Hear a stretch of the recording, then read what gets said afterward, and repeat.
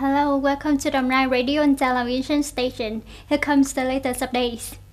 The Prime Minister has just assigned the Ministries of Defense, Health, Culture, Sports and Tourism, the People's Committees of the provinces and cities directly under the central government to continue to prepare and ensure the availability of centralized isolation facilities, including few hospitals, accommodation establishments, and hotels for timely use when necessary, especially in Da Nang City.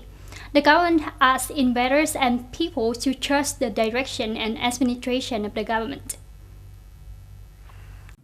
The Prime Minister requested that in big cities to ensure adequate supply of essential goods, food, masks, and antiseptic water, ministries, branches, and localities continue to direct the implementation of the dual objective of both preventing the pandemic and supporting socio-economic development, maintaining momentum for economic recovery and growth, taking precautions and preventing conspiracies and actions that take advantage of the pandemic situation to sabotage, causing insecurity.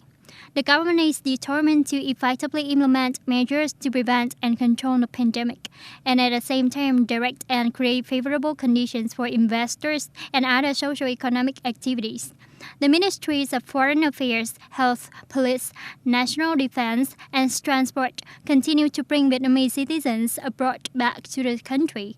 The health sector has mobilized the whole sectors to concentrate all forces to prevent and control COVID-19, and at the same time pay attention to the prevention and control of diphtheria and dengue fever to prevent them from breaking out and spreading. The education and training sector will organize the high school graduation exam. Vietnam has surpassed Thailand and ranked second in the world in terms of rice export volume. In the first 5 months, Thailand exported only 2.57 million tons of rice, while Vietnam reached nearly 2.9 million tons. As such, Vietnam has risen to the second position, only after India in terms of export volume of rice. Although Thailand exported less rice, its turnover is more than 1.7 billion USD compared to 1.41 billion USD of Vietnam. However, this is also a remarkable achievement when Vietnam's rice exports has increased by 5.1% in volume and by 18.9% in value over the same period in 2018. According to experts, Thailand is likely to fall from the third to the fifth in the list of global rice exporters in the next decade if it does not develop long-term policies to increase competitiveness for this item. As a phone call on July 28th, Chinese Foreign Minister Wang Yi and his British counterpart Dominic Raab said that China and the UK relations are facing some difficulties and challenges, but the relationship between the two sides should not be re-established. Regarding a number of current obstacles, the UK has some ideas that it's necessary to re-establish bilateral relations. However, Wang Yi affirmed that such intentions will only pull back China and the UK relations. According to him, what needs to be done is to ensure rationality, maturity, and uphold the basic norms of international relations, respect each other's core interests, and then protect the political foundation in the relationship between the two countries. Regarding Hong Kong, Wang Yi affirmed that the UK's statement on national security law went against the basic principles of international relations not to interfere in other domestic affairs. Regarding 5G, he expressed the pity that London, under pressure and intimidation from other countries, had politicized trade issues, stigmatizing Chinese businesses. For his part, the British Foreign Minister affirmed that the current challenges were not the whole relationship between the two countries, nor did the UK support the re-establishment of the relations between the two sides.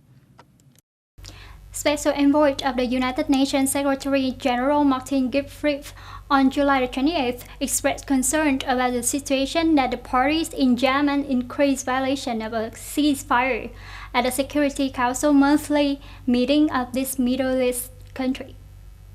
At the meeting, Mr. Griffiths and Mr. Lowcock, Deputy Secretary General of the United Nations in charge of humanitarianism, called on the parties to continue to execute the ceasefire order, protect women and children, and ensure the participation of women in the political process in Yemen.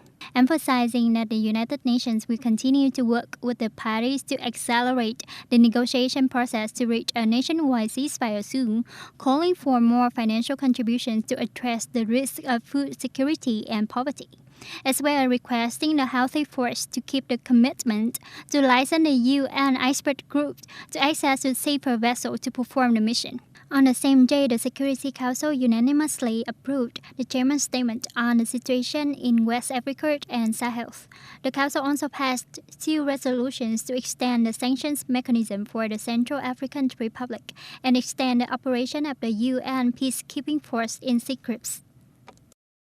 That's the end of the news for today. Thank you for watching and goodbye for now.